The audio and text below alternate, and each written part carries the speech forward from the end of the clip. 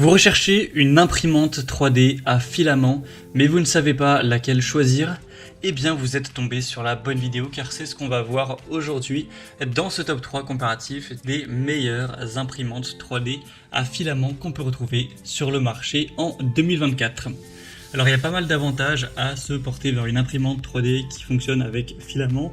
Déjà, c'est au niveau de l'accessibilité.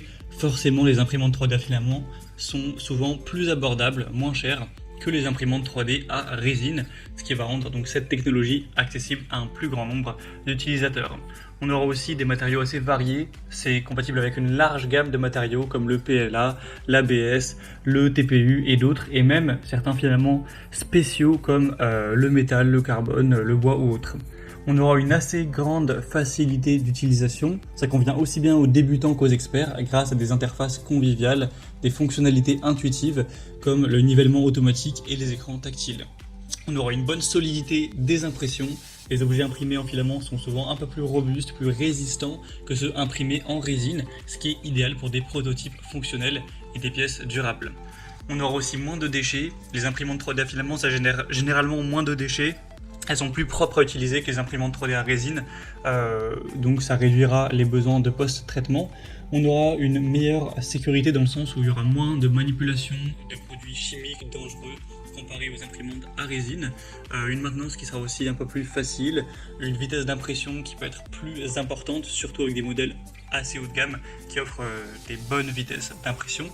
On aura aussi un côté personnalisé, facile à modifier, à personnaliser avec des pièces, des accessoires disponibles sur le marché. Et on aura aussi une bonne réparabilité. Tout ça avec un bon support communautaire, diverses applications variées, que ce soit le prototypage rapide, la création de modèles personnalisés, l'artisanat, l'éducation, même certains usages médicaux.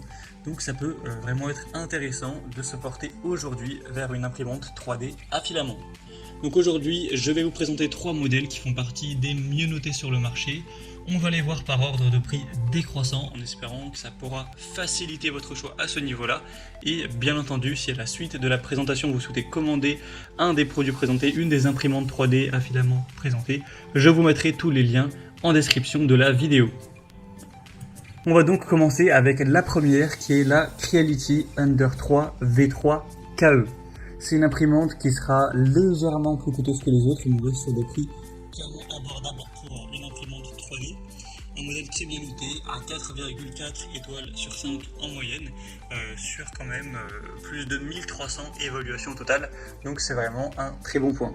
On aura une bonne vitesse d'impression, jusqu'à 500 mm par seconde, avec une accélération de 8000 mm par seconde carrée, donc ce qui veut dire que l'imprimante va pouvoir augmenter sa vitesse. Une accélération de 8000 mm par seconde carrée signifie que l'imprimante va pouvoir augmenter sa vitesse rapidement pour changer de direction de manière précise, de manière rapide, sans compromettre la qualité de l'impression. Ensuite, au niveau de l'interface, vous aurez un écran tactile de 4,3 pouces avec le système d'exploitation Creality, une extrudeuse à entraînement direct avec un double engrenage, une température maximale de la buse à 300 degrés avec des ventilateurs de refroidissement sur les côtés de la tête d'impression. Au niveau de la calibration, on aura un nivellement automatique et le décalage Z. Au niveau des matériaux compatibles, ce sera le PLA, le TPU et le PETG, avec un assemblage rapide, tout ça avec une plaque de construction qui sera flexible. Au niveau des autres fonctionnalités, on a l'impression LAN sécurisée via Wi-Fi, l'impression cloud, la préconfiguration de modèles. Donc c'est un modèle qui est assez complet à ce niveau-là, avec, comme on l'a dit, une interface utilisateur conviviale intuitive, une haute vitesse d'impression, une bonne stabilité, une extrudeuse efficace, ainsi qu'un système de refroidissement optimisé pour une bonne qualité d'impression. Les seuls points un peu plus négatifs, c'est que ça pourrait nécessiter des ajustements fréquents pour maintenir une bonne précision. Mais comme vous pourrez le voir en passant par le premier lien en description, on a des très bons avis et un des modèles quand même qui fait partie des marques les plus populaires sur le marché, c'est-à-dire le produit le plus populaire de cette sélection. Après, si vous trouvez le prix nettement trop élevé pour votre budget, il existe toujours la Creality Ender 3 V3 SE cette fois, qui est quand même à environ presque 80 € moins cher, donc ce sera plus intéressant pour un plus petit budget. On va passer maintenant au deuxième modèle qui sera la Elegoo Neptune 4. Donc c'est bien la Neptune 4 et non pas la Neptune 4 Max ou la Neptune 4 Pro qui sont des modèles qui sont beaucoup plus haut de gamme. Cette fois-ci, donc avec la Neptune 4, on a un prix plus bas que pour la Creality Hunter 3V3 KE. De très bonnes évaluations à 4,4 étoiles sur 5 sur 500 évaluations clients. Donc c'est très bien noté également. Au niveau de la vitesse d'impression, on aura jusqu'à 500 mm par seconde avec une vitesse quand même recommandée plutôt autour de 250 mm par seconde. Un volume de construction de 22,5 par 22,5 par 26,5 cm. Une extrudeuse à entraînement direct à double engrenage également, avec une température maximale de la buse de 300 degrés. Pour le nivellement, on sera à 11 par 11 points d'auto-nivellement. Des ventilateurs à roulement à billes pour une dissipation efficace de la chaleur, donc un bon refroidissement.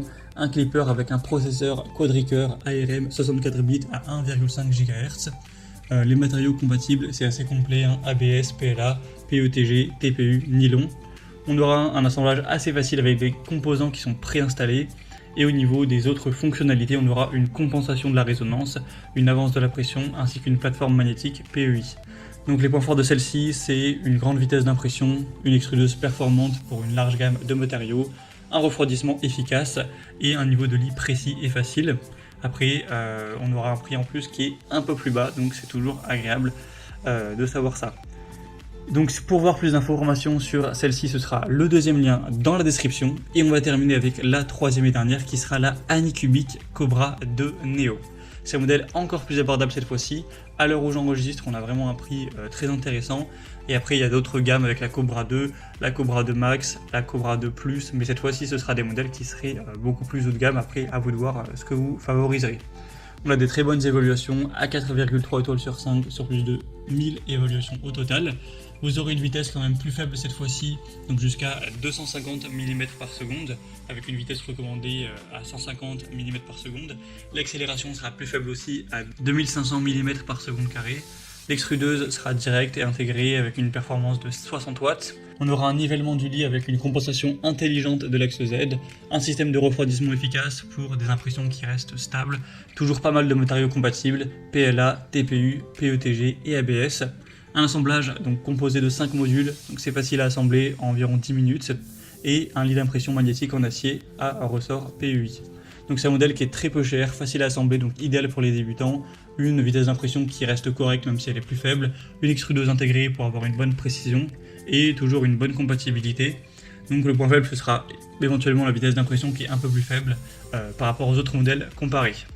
Donc pour conclure cette vidéo, je dirais que la Creality Hunter 3V3 KE offre une interface utilisateur conviviale avec une grande stabilité à haute vitesse avec des fonctionnalités avancées pour une expérience d'impression optimisée. La Elegoo Neptune 4 se distingue par sa haute vitesse d'impression, son extrudeuse puissante et son système de refroidissement efficace, donc idéal pour des impressions rapides et de haute qualité. Et la Anycubic Cobra 2 Neo est une excellente option pour les débutants grâce à son assemblage facile, sa compatibilité avec divers matériaux et sa qualité d'impression stable. Donc voilà, chacune de ces imprimantes 3D à filaments possédera des caractéristiques uniques qui répondront à différents besoins, allant des utilisateurs plus novices aux plus avancés qui vont chercher des performances un peu plus élevées. Donc à vous de voir ce que vous priorisez là-dedans. En tout cas, comme j'aurais pu vous l'indiquer, il y a tous les liens en description de la vidéo vers chacun des produits présentés en fonction de leur ordre d'apparition. Donc si vous souhaitez commander une de ces imprimantes 3D à filaments ou aller voir plus de détails sur une, telles que les évaluations clients ou plus d'infos techniques, cliquez dès maintenant sur les liens en description. Moi j'espère que cette vidéo aura pu vous faire gagner du temps pour ce choix. Je vous souhaite de passer une bonne fin de journée ou une bonne fin de soirée et je vous dis à très vite dans d'autres comparatifs sur la chaîne Bien Chez Soi.